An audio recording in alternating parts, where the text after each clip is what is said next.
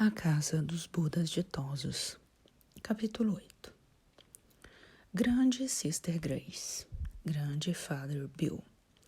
Grande Father Pat Mulligan.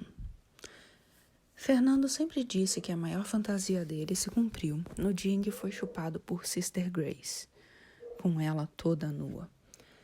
Menos pelo arranjo de cabeça de freira. E Grace era linda. Tinha aquelas sardas de irlandesa, mas no ponto certo.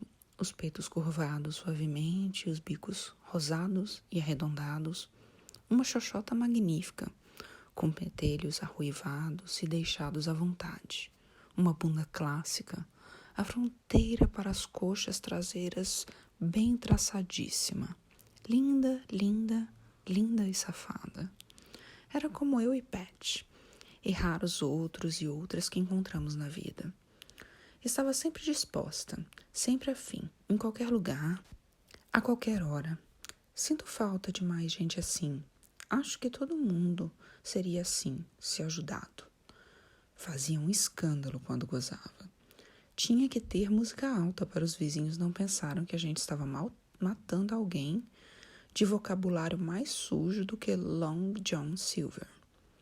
Father Bill era mais calmo, muito delicado, educadíssimo. Falava não sei quantas línguas e era também muito bonito. Só que alto, moreno, com uma covinha no queixo e absolutamente bandeira nenhuma de que era bicha. Eu tomei um susto quando soube. Não era um viadão radical, só se recusava a comer ou chupar xoxota. Aliás, nem tocar. Aliás, nem ver. Tinha nojo.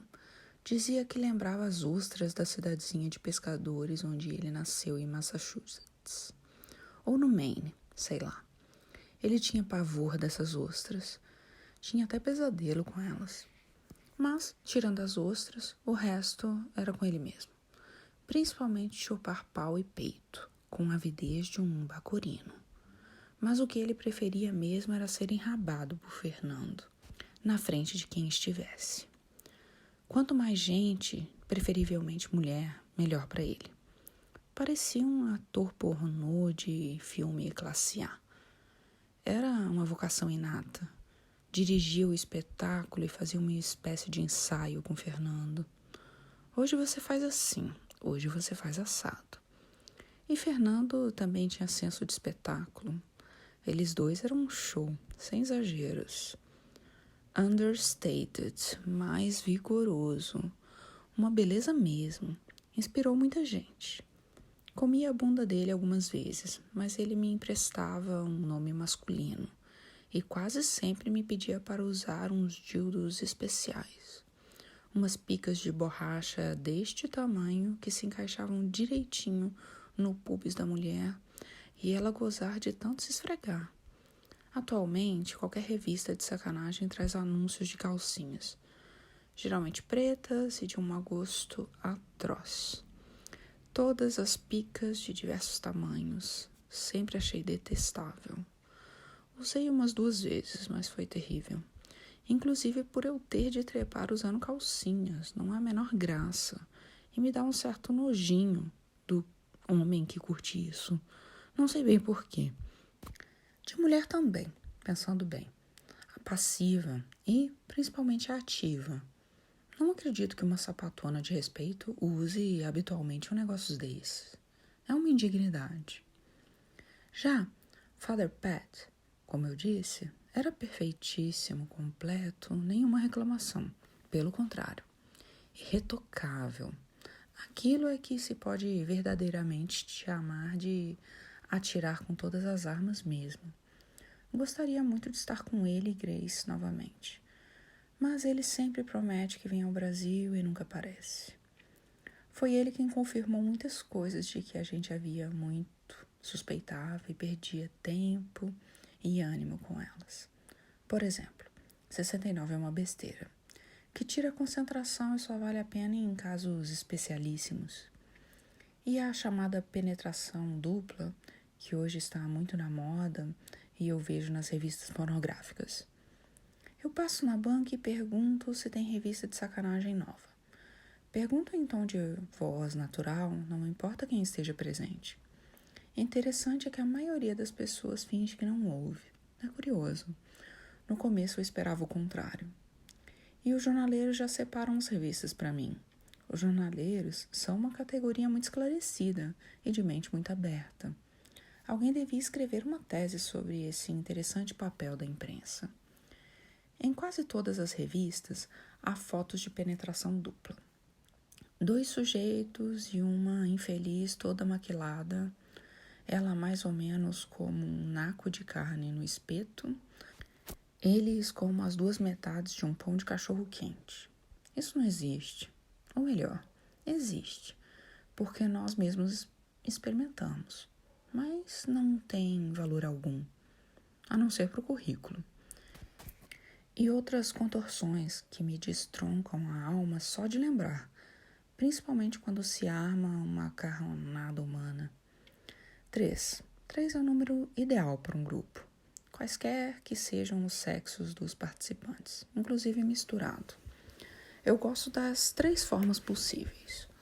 Uma mulher e 2 mulheres, uma mulher, um homem e outra mulher, uma mulher e 2 homens.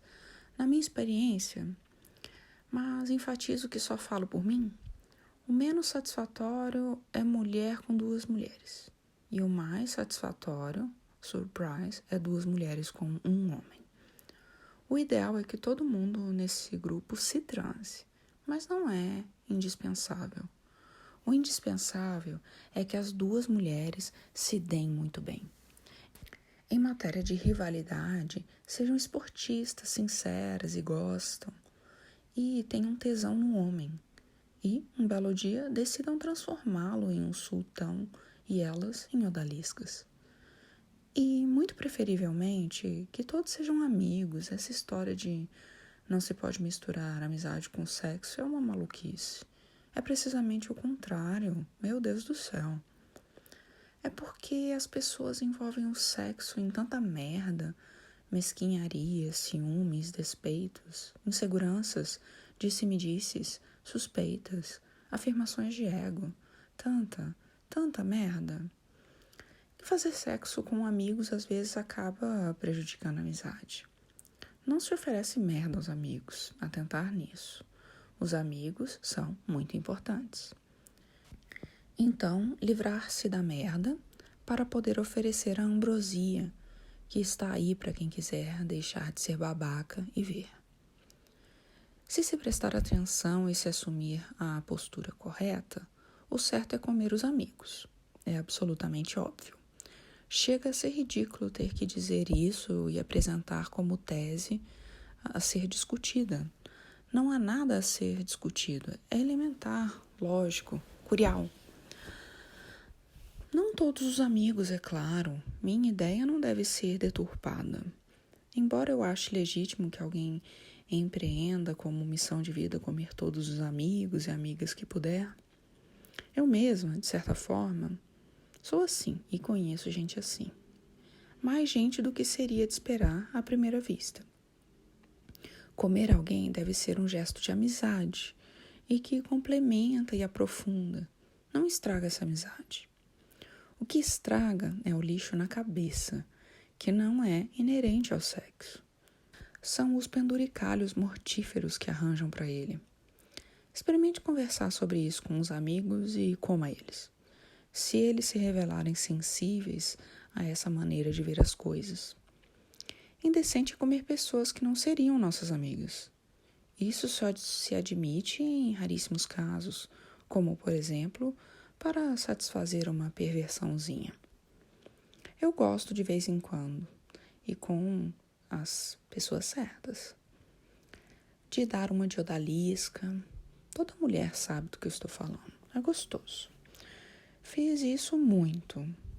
É bom ser uma das 2 mulheres que estão comendo um homem de cima a baixo e de todos os jeitos, e sabendo que estão dando a ele um dia de rei. Bastam elas para que ele se sinta um rei, maior que um rei. Há quem pense que não tem homem com resistência para isso, mas tem. Sempre topava com um, A variação de parceiros faz muito bem ao macho.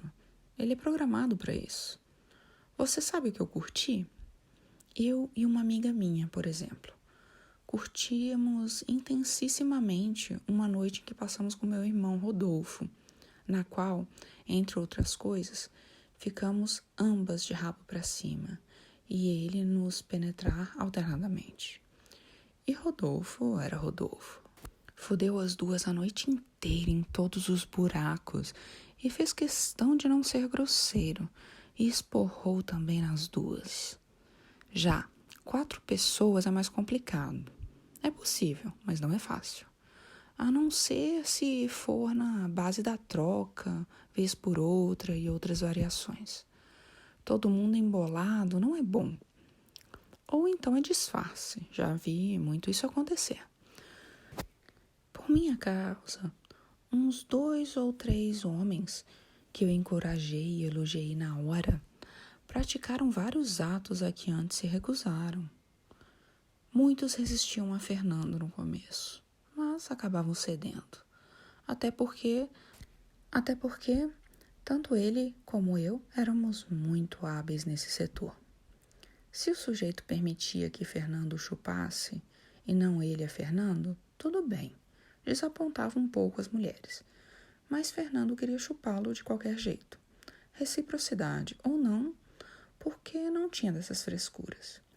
E a gente aplaudia e mostrava admiração e tesão redobrada por Fernando, embora não forçasse a barra ou recriminasse o refratário. Deixava visível que ele era assim uma espécie de bobo. As mulheres sempre se revelam ótimas nisso.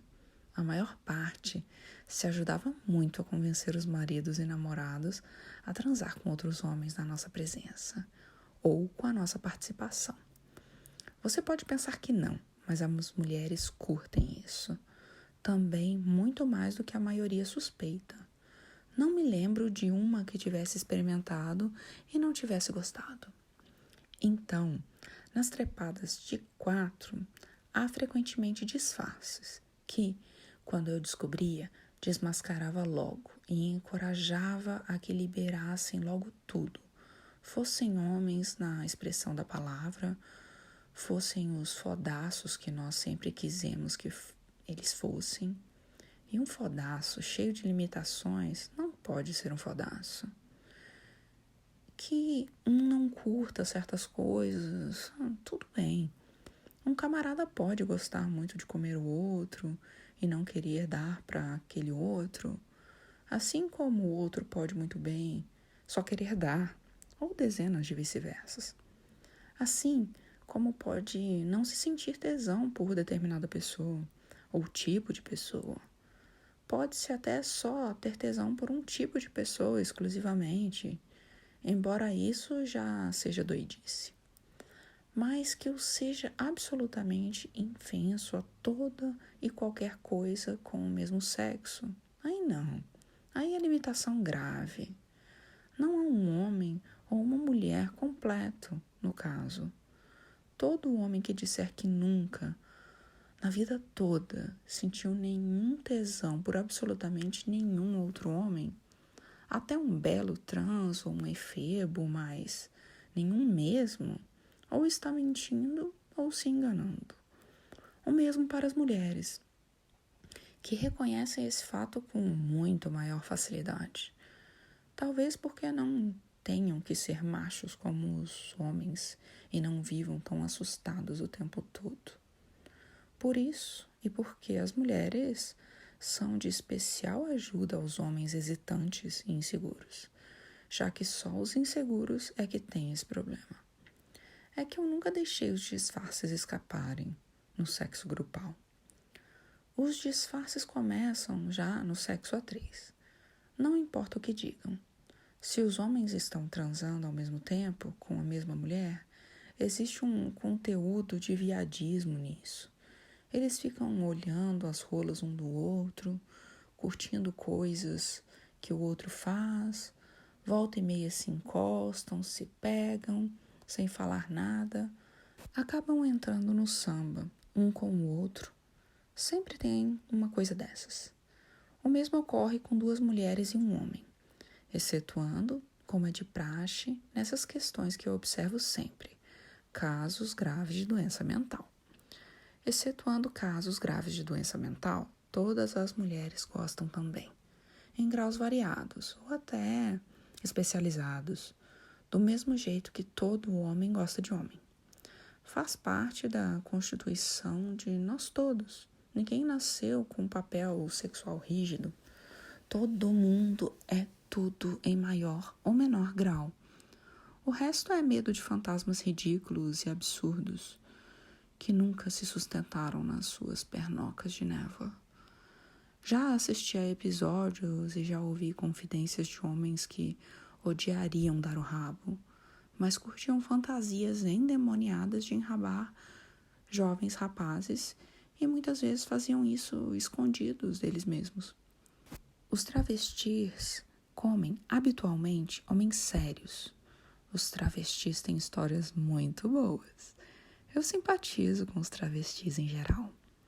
Eles comem basicamente homens sérios. Os homens os pegam em seus carros e ficam de 4 para eles. É esse o grande negócio deles. Não é dar aos homens sérios, como se pensa. E todos esses homens sérios são indistinguíveis dos que não o fazem o que querem fazer. Eles estão por toda parte, são nossos conhecidos, pais, maridos, chefes, comandantes, etc., que se abrasam ocultamente depois de aposentarem e morrem de câncer. Precisava disso? Precisava? Não, se certas verdades óbvias fossem admitidas de uma vez por todas. Atraso. Vivemos segundo regras e padrões para os quais nenhum ser humano foi feito e, claro, ficamos malucos por isso. Não sei se já falei que encaro com piedade a mulher que se diz sincera e proibitivamente: meu negócio é homem, minha filha. E, frequentemente, é irrecuperável para uma visão do mundo e de uma vida sadias, até porque é fortificada por trás de uma muralha de neuroses e crendices. Fico com pena. A bem dizer, fico com pena não só dessas mulheres, como dos homens em condição análoga. Fico com pena de todos esses exclusivos de Araque. Preferências? Sim. Exclusividade? Jamais. As mulheres gostam, sim, de mulheres, e as que menos gostam, pelo menos adoram ser vistas em ação pelas outras que as acompanham, preferivelmente mostrando que são mais gostosas. Já participei desse tipo de coisa. E muitos homens, como o próprio Fernando, me contaram que transaram com mulheres que, sozinhas com ele, ficavam lá, paradonas como uma almofada com buracos. Mas, quando eu ou qualquer outra estava por perto, viravam demônios do leito, gritavam, gemiam, berravam o nome dele em altos brados e assim por diante. É o famoso ser humano. Mas não faz mal a ninguém. É talvez um dos grandes atrativos do sexo a 3. É legítimo, uma concorrência construtiva. Mas a verdade é que a grande maioria das fantasias, como o sexo grupal, quando vivida, é um saco, com raras e episódicas exceções. Quando imaginada e até vista em fotos, a impressão é outra. Ser penetrada enquanto se chupa alguém de valor, todos amigos e amantes, tudo bem. Aliás, o melhor para tudo isso, volto a bater na tecla, são os amigos e parentes. Ou o outro extremo, desconhecidos que não vão mais ser vistos. Quando se é amigo, acabam se tornando mais prováveis as combinações, geralmente espontâneas, que podem dar certo. Até sincronismo de orgasmo a 3 muitas vezes dá certo. Mas gente de primeira qualidade para isso é difícil de ser encontrado, né? E a situação propícia é também difícil de armar. Atraso, atraso. E eu dei sorte, ainda dei muita sorte. Minha bolsa de estudos, todo esse tempo, foi de longe a melhor que eu poderia esperar. Saí formadíssima, pós-graduadíssima. Não nas matérias do currículo, evidentemente, porque eu ia ao campo somente quando havia necessidade. Embora tenha pegado o maior diploma de mestrado. Lá é igual aqui, basicamente. Só que bastante mais elaborado e com uma hipocrisia intrinsecamente coreografada, que chega a ser bonita de tão horripilante e bem estruturada. Lá a gente compra os papers, os trabalhos de casa que tem que apresentar. Existem firmas que fazem isso. É a maior moleza. É só ter dinheiro para comprar. Como quase tudo mais. Dar para os professores funcionava da mesma forma que aqui. Dei até para um mormon, que não fumava, não bebia nem café, não dizia palavrão. Era um santo homem. Mas, quando eu peguei no pau dele por cima das calças, ele esporrou todo e só me deu nota A o curso inteiro. E assim diversos outros. Era só dar e passar. Procurem em outro lugar as diferenças de desenvolvimento entre Brasil e Estados Unidos. No feliz dizer de Marilyn Monroe, segundo eu li em alguma revista de fofoca, chupei muita pica, mas consegui muitos papéis. Não havia dificuldade, ainda mais com a aparência demolidora que eu tinha. Eles tinham medo de mim e fascinação absoluta. E, melhor ainda, não havia concorrência digna desse nome. Eu, estrangeira, casada, livre para qualquer horário, sem querer dinheiro de ninguém, gostosíssima, fazendo coisas que eles nunca sonharam. Era até covardia, ninguém resistiu, absolutamente nenhum deles. Eu falava português durante as trepadas e eles caíam em transe. Com 2 eu trepei a sério, mas com os outros eu ficava dizendo: Flamengo até morrer, o soufflé já está pronto, tu é ruim de cama pra caralho. E outras maluquices que me davam na cabeça. Sempre ligeirinho para não arriscar que eles entendessem. Era na Califórnia. E muitos sabiam umas palavrinhas em espanhol. Como quando eu chamei Dr. Scott de estúpido porque ele me penetrou por trás, como um rinoceronte dando uma marrada. Coitado dele. Era casado com uma mulher terrível, que eu e Fernando comemos, e era corno vitalício. Se bem que bom de nota para mim. Straight as again. Tive apenas 3 problemas, 2 pequenos e um grande, na volta para a Bahia. O primeiro probleminha foi titio Afonso, é claro, que chorou, me chamou de ingrata, perversa, irresponsável e mau caráter, porque eu não quis dar. Ele estava todo crente, todo Leocádia, como se falava no meu tempo de colégio de freiras, e foi logo metendo a mão em mim, assim que me pegou sozinha. Aliás, nós marcamos. Eu marquei, melhor dizendo. Quem marcou fui eu. Sem dizer nada do que havia decidido e deixando que ele devaneasse à vontade. Marquei na mesma sala do sítio onde fizemos sacanagem pela primeira vez. Deus me perdoe, mas fiz como Hitler, que obrigou os franceses a assinar a rendição no mesmo vagão de trem onde o Tratado de Versalhes foi assinado. Nos encontramos lá. Ele veio todo pressuroso, todo metido a ótimo, mas eu tirei as mãos dele em cima de mim e disse que parasse, que as coisas já não eram as mesmas. Ele me perguntou se eu ia cumprir a promessa. Eu fiquei calada.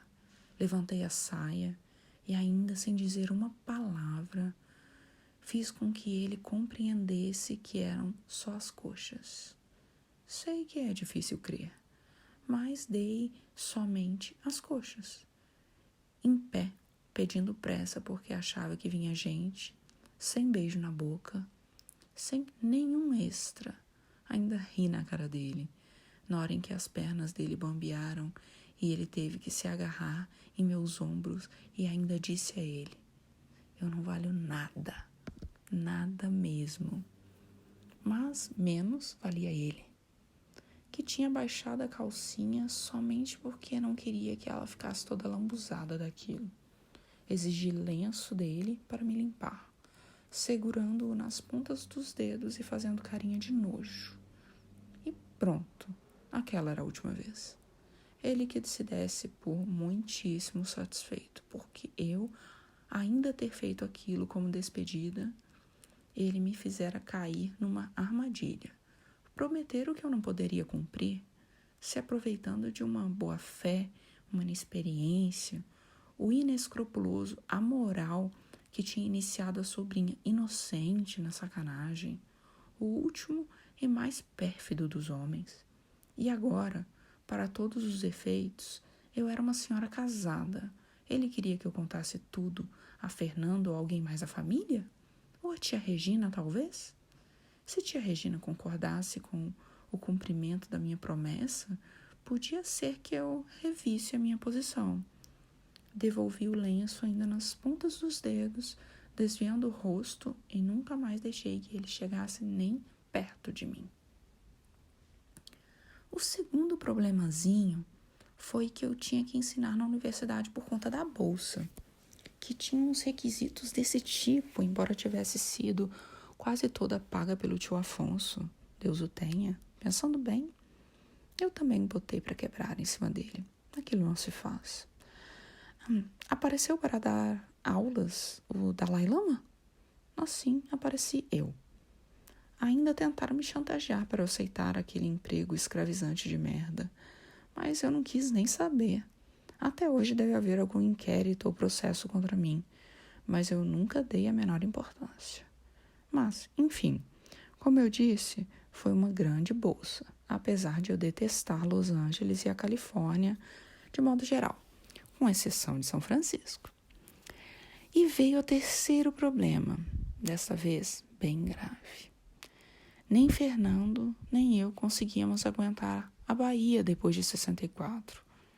E todo mundo se mandou, e nós ficamos praticamente sem amigo nenhum, principalmente o que nós queríamos converter a nossa maneira de viver.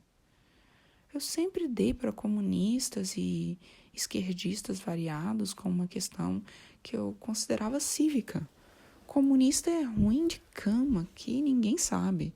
Talvez seja a maior incidência de brochura definhada que eu já encontrei. Nunca tive tesão em Lenin, só tenho por Fidel Castro. Mas os esquerdinhas tinham todos desaparecido. Entre boatos que enfiavam uma granada na boca de um, outro era guerrilheiro no Camboja, e outra tinha dedado todo mundo e agora era camborça de um major torturador. Todo mundo aparecia com uma história. E todo mundo que ficou parecia sem graça, chato e atrasado. E para quem está cheirando pó, todo mundo que não cheira é chato e atrasado. E Fernando tinha que viajar para o Rio para conseguir pó. E tudo era realmente muito, mas muito chato. Aí nós resolvemos vir para o Rio de Janeiro. Chegamos a passar ainda uns 3 ou 4 anos na Bahia. Mas pegamos ojeriza mesmo. Até porque nos parecia que lá estavam concentrados os filhos da puta que se aproveitavam da Redentora para encher o cu de dinheiro a comer aqueles fundos de não sei o que, da família militar, não sei o que realmente encheram o rabo de dinheiro e agora sumiram com o dinheiro de todo mundo, que foi na deles, e ninguém mais fala deles. Um bando de escrotaços. E não começo nem pelos milicos, começo pelos débeis mentais que doaram até as alianças de casamento. E não duvido que os mais babacas tenham dado seus blocos dentais de ouro para a campanha Ouro pelo Brasil. ouro sinistro, que lembrava que os nazistas roubaram dos judeus e que nunca mais ninguém viu e até hoje deve estar fazendo a felicidade dos promotores das campanhas. Bons filhos da puta. Para não falar do festival de dedurismo da época, em muitas outras coisas sobre as quais a gente age como se nunca tivesse acontecido. Mas eu não, se bem que reconheça que, no fundo, é uma atitude besta. Bom, resolvemos nos mudar para o Rio, entre altas expectativas. Eu, que nunca tinha evitado filhos com a seriedade apropriada, mas tinha medo de pegar um sem querer e, pior ainda, sem ter saco para crianças, ainda mais podendo não ter certeza sobre quem era o pai, fui a não sei quantos ginecologistas e todos inventaram um problema diferente para o meu sistema reprodutivo. O problema era claro que eu tinha, porque obrigaram Fernando a fazer exames, e os exames sempre demonstraram que ele tinha fertilidade suficiente para emprenhar todas as chinesas com meia dúzia de esguichadinhas. Foi até interessante que ele fizesse esses exames, porque eu decidi ir com ele e me trancava com ele naquelas salinhas sórdidas, uma coberta de folhinhas de posto de gasolina e todas sórdidas, eu dizia, com a maior cara de pau, que ia ajudar a coleta de material. Era ótimo sair da salinha e ver a cara das pessoas, algumas fazendo força para disfarçar e outras abertamente escandalizadas. Uma vez, levamos uma putinha contratada especialmente, dizendo que ela era secretária de Fernando, e o médico, Dr. Clóvis, não me esqueço o nome dele, um baixote meio sebentinho que fumava um toco de charuto mordido e babado, tentou fazer um discurso contra, mas Fernando e eu reagimos e entramos os três na salinha de punheta. Foi fantástico. Aposto que Dr. Clóvis deve ter ficado traumatizado pelo resto da vida. Meu palpite era que eu era estéril mesmo, não importando por que razão. Mas, como confio em médicos tanto quanto em economistas, resolvi ligar minhas trompas e me livrar dessa preocupação para sempre.